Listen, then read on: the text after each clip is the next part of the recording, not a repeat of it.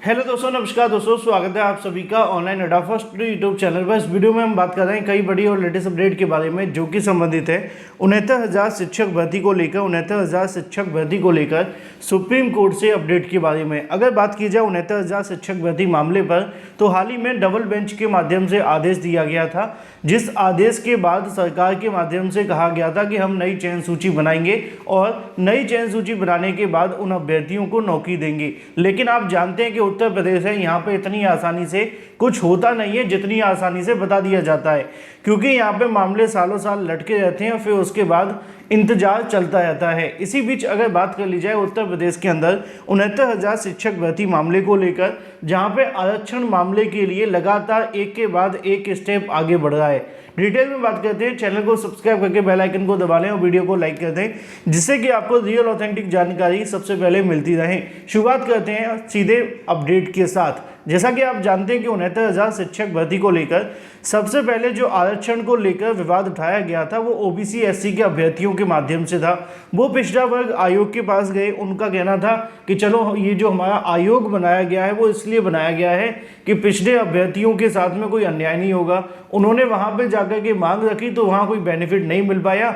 फिर अभ्यर्थियों के माध्यम से इस मामले पर 69,000 शिक्षक भर्ती को लेकर सिंगल बेंच में याचिका दाखिल कर दी। सिंगल बेंच में 2020 में याचिका दाखिल होती है, 3 साल के बाद जजमेंट आता है 13 मार्च 2023 को और उसमें कहा जाता है कि 69,000 शिक्षक भर्ती के अंदर एकल आरक्षण को फॉलो करते हुए नई चयन सूची जारी की जाए और जो नए अभ्यर्थी चयनित होते हैं उनको नौकरियां दे दी जाए। अब ये तो उनके लिए कहा गया था जो ऐसे अभ्यर्थी थे, लेकिन फिर उसके बाद चीज़ें और ज़्यादा चेंज हो जाती हैं, डबल बेंच में जाता है। डबल बेंच में जब हाल ही में डिसीजन आया तो उम्मीद थी कि सरकार इस मामले को जल्द से जल्द ख़त्म कर देगी और इन अभ्यर्थियों को नौकरी दे देगी। लेकिन जैसा कि मैंने स्टार्टिंग में कहा कि भाई ये यूपी है, यहाँ पे इतनी आसानी से कुछ नहीं होता है। जब तक मामले सुप्रीम कोर्ट की दहलीज पे ना चले जाएं तब तक कुछ नहीं होगा। अब बड़ी अपडेट ये है कि 69,000 शिक्षक भर्ती को लेकर जो नई मेरिट लिस्ट और नई कट ऑफ जारी करने को लेकर आदेश डबल बेंच ने दिया था, वो आदेश सुप्रीम कोर्ट ऑफ इंडिया के अंदर जा चुका है और सुप्रीम कोर्ट ऑफ इंडिया के अंदर इस मामले पर डिसाइड करना है। अब उस मामले को लेकर यानी कि 69,000 शिक्षक भर्ती के सुप्रीम कोर्ट के केस के कह सकते हैं कि उसके विश्लेषण के बारे में मैं आपको इस वीडियो में जानकारी दे रहा हूं, क्योंकि जब से मामला सुप्रीम कोर्ट में गया तब से अभ्यर्थी पूछ रहे थे क्या सर अब 69,000 में नई चयन सूची जारी होगी, क्या 69,000 शिक्षक भर्ती में आगे कुछ होगा या मामला यहीं पे एज इट इज पड़ा रहेगा। तो मैं अब आपको बताने जा रहा हूं कि 69,000 शिक्षक भर्ती के अंदर कौन कौन से वो पॉइंट है जिनको लेकर बहस होने जा रही है और कौन कौन से वो मामले हैं जिनको लेकर आगे आपको डिसीजन देखने के लिए मिलेगा। सबसे पहले तो आप जानते हैं कि जो डबल बेंच के माध्यम से आदेश दिया गया था, है ना, उस आदेश को लेकर जो सामान्य वर्ग के अभ्यर्थी हैं वो सुप्रीम कोर्ट गए हुए हैं। उनका मानना ये है कि अगर सरकार नई चयन सूची जारी करती है तो यहाँ पर जो 69,000 में चयनित हैं उनको कहीं ना कहीं सिक्योरिटी दी जाए, यानी कि सुरक्षा दी जाए और उन अभ्यर्थियों को लेकर कोई नियम बना दिया जाए। अब ये बात तो कंफर्म है कि सरकार के माध्यम से कहा गया था कि हम डबल बेंच के आदेश को फॉलो करेंगे, लेकिन किसी भी अभ्यर्थी के साथ अन्याय नहीं करेंगे। लेकिन उन्होंने ये भी कहा था कि आदेश को फॉलो करेंगे। अब दोनों चीज़ें अलग अलग हैं। क्यों अलग हैं? क्योंकि आदेश में लिखा है कि जो चयनित हैं उनको सेशन बेनिफिट देखते हुए बहाल कर दिया जाए। तो अभ्यर्थियों को डर ये था कि कहीं सरकार ऐसा ना हो कि कहते भी रहें कि अन्याय नहीं होगा, बाद में ये भी कह दें कि हमने कोर्ट के आदेश का पालन कर दिया है और आपको सेशन बेनिफिट दे दिया है और बाहर कर दें। तो इसीलिए उन्होंने याचिका दाखिल कर दी। हालांकि सरकार ने अभी तक ऐसा सार्वजनिक मंच में नहीं कहा है। उनका कहना ये था कि हम इस मामले को लेकर पॉलिसी बना रहे हैं और उसके बाद में जब ये डिसाइड हो जाएगा फिर तय करेंगे। अब आते हैं मामले को लेकर कि जो सुप्रीम कोर्ट ऑफ इंडिया में याचिका दाखिल की गई है, आखिर सुप्रीम कोर्ट में अब होगा क्या।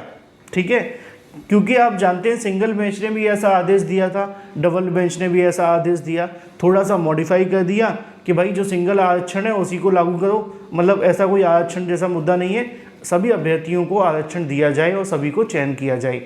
अब ये मामला जब सुप्रीम कोर्ट में गया तो दो चीज़ें आप सभी के लिए तय हो सकती हैं। पहली चीज़ क्या होगी कि जो याचिका यहाँ पर दाखिल की गई है सामान्य वर्ग के अभ्यर्थियों के माध्यम से, या तो पहली ही सुनवाई में इनकी याचिका को खारिज किया जा सकता है। पहला। क्यों? उसका ऑप्शन ये है कि यहाँ पे अगर स्टेट गवर्नमेंट के माध्यम से जवाब दिया जाएगा कि हम डबल बेंच के आदेश को फॉलो कर रहे हैं और जो भी चयनित हैं उनको बाहर नहीं निकालेंगे, ठीक है। और अगर वो ऐसा कोई भी यहाँ पे कह देते हैं कि हमारे माध्यम से समायोजन पॉलिसी बनाई जा रही है और समायोजन पॉलिसी के आधार पे इनको भी समायोजित कर दिया जाएगा, अगर सरकार सुप्रीम कोर्ट ऑफ इंडिया के अंदर एक एफिडेविट लगाती है, जो कि निश्चित तौर पर लगाएगी। क्यों लगाएगी? क्योंकि जब मामला सुप्रीम कोर्ट जाएगा तो सबसे पहले नोटिस किसके पास पहुंचेगा? रेस्पोंडेंट कौन होगा? रेस्पोंडेंट होगी सरकार, और दूसरी वो पार्टी जो ओबीसी एससी के अभ्यर्थी हैं।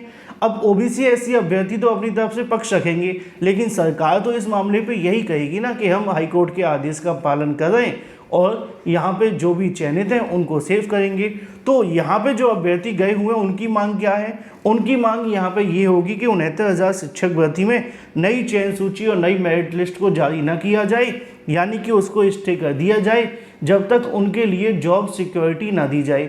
तो ऐसे में यहाँ पे सुप्रीम कोर्ट ऑफ इंडिया तो यही कहेगी कि जब सरकार इस मामले पे कह रही है कि भाई हम इन अभ्यर्थियों को अपनी सिक्योरिटी देंगे, समायोजन करेंगे या पॉलिसी बनाएंगे, तो तब तक आपको इंतज़ार करना चाहिए। और जब तक ये पॉलिसी नहीं बन जाती और पॉलिसी बनने के बाद अगर अभ्यर्थी संतुष्ट नहीं होते तो शायद उनके पास कोर्ट जाने का एक ऑप्शन बचा हुआ था, ठीक है ना।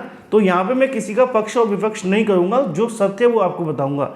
तो पहली चीज़ तो ये है कि अभी सरकार ने ये तो निश्चित तौर पर सबके सामने कहा है कि हम हाईकोर्ट के आदेश का पालन करेंगे, और ये भी कहा है कि इन अभ्यर्थियों को लेकर समायोजन की पॉलिसी बनाई जा रही है और वो पॉलिसी बनने के बाद ये तय होगा कि इन अभ्यर्थियों को किस तरीके से जॉब में रखा जाएगा या नहीं रखा जाएगा।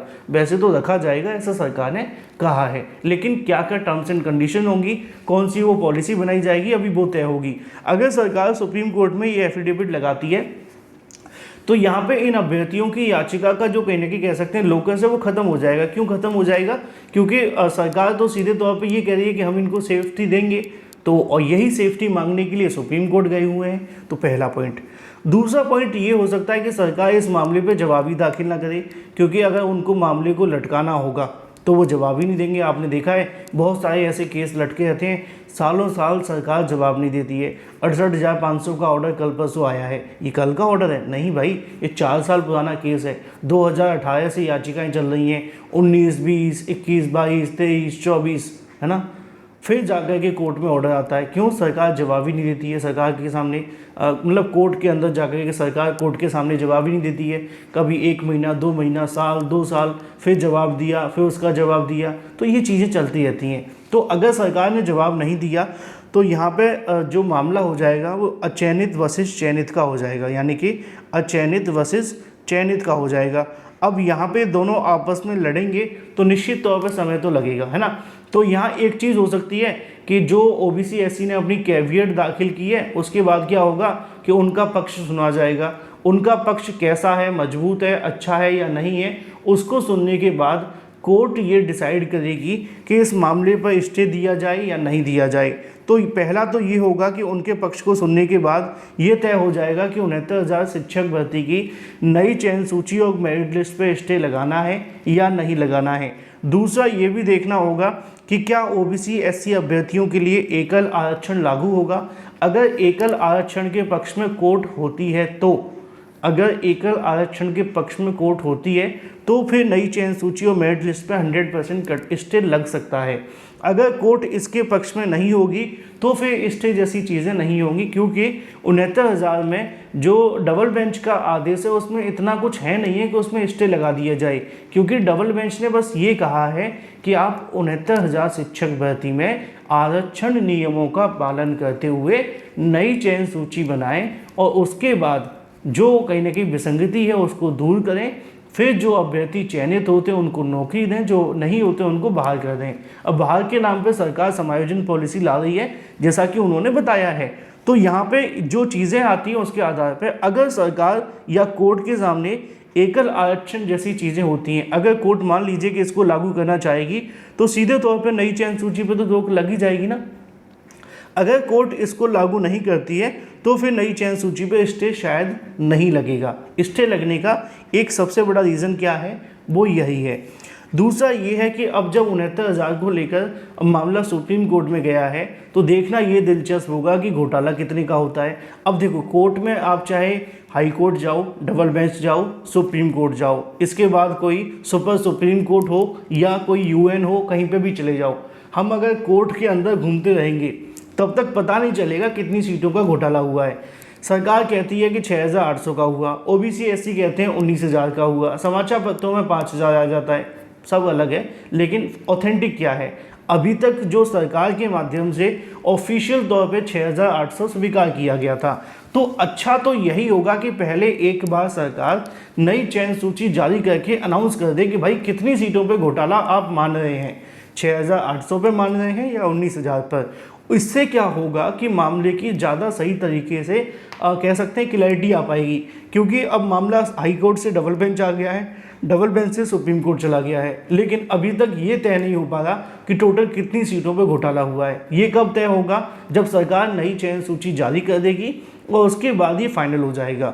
तो एक बार ये होना बेहद आवश्यक है, तभी पता चल पाएगा कि कितने अभ्यर्थियों को नौकरी मिलेगी और कितनों को नहीं। अगर नई चयन सूची पर स्टे लगता है तो आपको मैंने बताया है कि इन अभ्यर्थियों को अभी के लिए रोक लगा दी जाएगी और फिर इनको नौकरी के लिए साल भर और इंतजार करना पड़ सकता है, क्योंकि मामले सुप्रीम कोर्ट में जाते हैं तो कम से कम 1-1.5 साल तो लग ही जाते हैं, है ना। लेकिन यहाँ पे 1-2 सुनवाई मामला क्लियर भी हो जाता है, ज़्यादा टाइम नहीं लगता है, ठीक है। तो ये आप सभी के सामने सिनेरियो देखने के लिए मिलेगा इस केस को लेकर। ज़्यादातर जो उम्मीदें हैं वो यही हैं कि 69,000 शिक्षक भर्ती पर अगर एक बार सरकार के माध्यम से अपना जवाब दाखिल किया जाता है और वही जवाब दाखिल किया जाता है जो वो हाई कोर्ट के अंदर या आप लोगों के सामने दे रहे हैं। उनका जवाब था कि हम नई चयन सूची बनाएंगे और चयनित अभ्यर्थियों को समायोजित करेंगे। यही एफिडेविट अगर वो सुप्रीम कोर्ट में लगा दें तो इस केस का जो 95% चांसेस हैं कि उसी दिन ये केस ख़त्म हो जाएगा, क्योंकि सुप्रीम कोर्ट कहेगा कि पहले सरकार को नई चयन सूची बनाने दो, नई चयन सूची के बाद समायोजन पॉलिसी लाने दो, फिर उसके बाद में अगर कोई अभ्यर्थी इस बात को लेकर संतुष्ट नहीं होता है तो वो सुप्रीम कोर्ट आ सकता है। बाकी आपकी राय क्या है वो महत्वपूर्ण है, कमेंट करके बताएं। तो सुप्रीम कोर्ट में कुछ ऐसा ही आपको देखने के लिए मिलेगा। रही बात इस मामले पर सुनवाई के बारे में, तो मुझे बताया गया था कि अगले सप्ताह इसको लेकर सुनवाई देखने के लिए मिल सकती है। अभी कोई डेट फाइनल नहीं हुई है, जैसे ही कोई डेट फाइनल होगी मैं सबसे पहले जानकारी आपको इसी चैनल के माध्यम से दे दूंगा। Thank you for watching this video.